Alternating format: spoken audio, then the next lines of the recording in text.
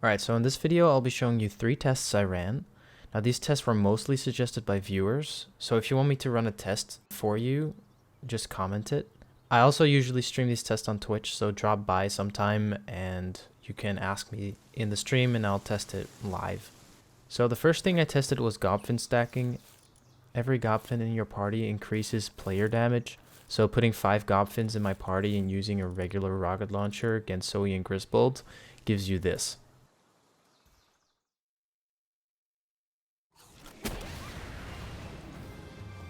So testing this against all other bosses proves the difference in damage because of the boss levels.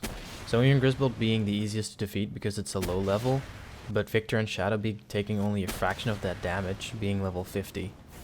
It's good to know that the last clip that I showed you was not a critical hit while the others were, but the Victor and Shadowbeak critical hit usually goes up to 8k damage, so it's still a massive difference compared to the other bosses. After this, I went to retesting the Sweepa. Some people complain about me testing against Zoe and Grisbold, which I understand now since there's a big difference in levels, so it's not really a fair comparison. So now I tested it against Victor and Shadowbeak. Also, I increased the attack damage in that statue since I forgot to do that last time, and it does 30% extra damage if I fully max it, so that's what I did now. Just to compare it to the previous test I did in my other video, I'll be letting it fight against Zoe and Grisbold. You can see that it does significantly more damage than last time, and it only needs 2 attacks to finish. So the 30% increase that I did in the Statue of Power is definitely significant. The Sweepa is much less effective against Victor and Shadowbeak, obviously because of the level difference.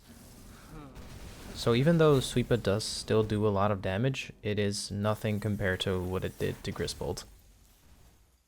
For the next test, I don't know what I was expecting. The results weren't that impressive either, but I'll tell you anyway. I simply caught all bosses, then condensed them, and then I put them against themselves. The results basically showed that you will do about 4 times the damage that the basic boss does, but you don't really do damage fast enough to be able to finish it within the timer that you get. So you would need your own damage anyway to be able to do that.